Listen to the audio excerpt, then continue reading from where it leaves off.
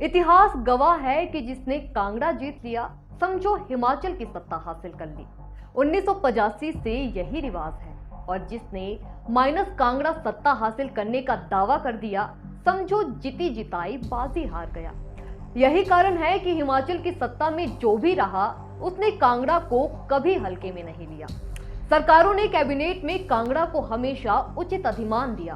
पिछली कुछ सरकारों को ही देख लीजिए, कांगड़ा को कम से कम 3 मंत्री पद मिलते आए हैं, लेकिन अब सुक्खू सरकार ने कांगड़ा को दिए सिर्फ 2 मंत्री पद। इनमें से भी चौधरी चंद्र कुमार तो सत्ता में आते ही मंत्री बन गए थे, लेकिन दूसरे मंत्री यानी यादविंदर गोमा को करीब 1 साल के लंबे इंतजार के बाद कैबिनेट में एंट्री मिली।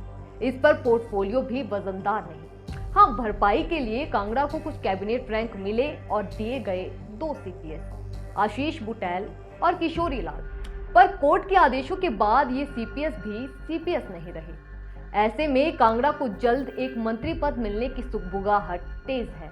मंत्री पद एक है, लेकिन दावेदार कई माने जा रहे हैं।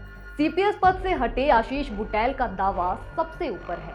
बुटेल परिवार की साख, आशीष की क्लीन इमेज और कांग्रेस के आंतरिक संतुलन, या साफ तौर पर कहे तो डिप्टी सीएम मुकेश अग्निहोत्री से उनकी करीबी उनका दावा मजबूत करती है।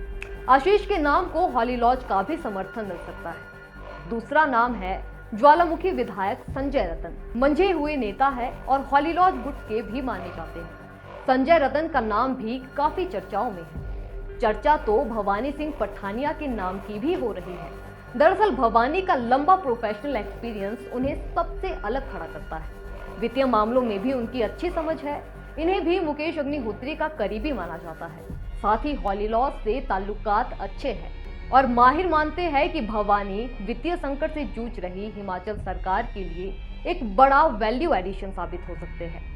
वहीं चर्चा मुख्यमंत्री की पत्नी और देहरा विधायक कमलेश ठाकुर के नाम की भी है। मंत्रिमंडल में कोई महिला नहीं है और इस नाते कमलेश का दावा मजबूत माना जा रहा है। पर क्षेत्रीय लिहाज से देखा जाए तो देहरा हमीरपुर संसदीय क्षेत्र का हिस्सा है। ऐसे में उनकी एंट्री से हमीरपुर संसदीय क्षेत्र में सीएम और डिप्टी सीएम सहित 4 मंत्री हो जाएंगे, लेकिन कांगड़ा संसदीय हल्का हल्का रह जाएगा। दूसरा, परिवारवाद को लेकर भी सवाल उठेंगे। फिर भी माहिर इस संभावना को खारिज नहीं कर रहे हैं। फिलवक्त तो इंतजार बरकरार है और उम्मीद है कि कांगड़ा के इस इंतजार पर जल्द विराम लगेगा।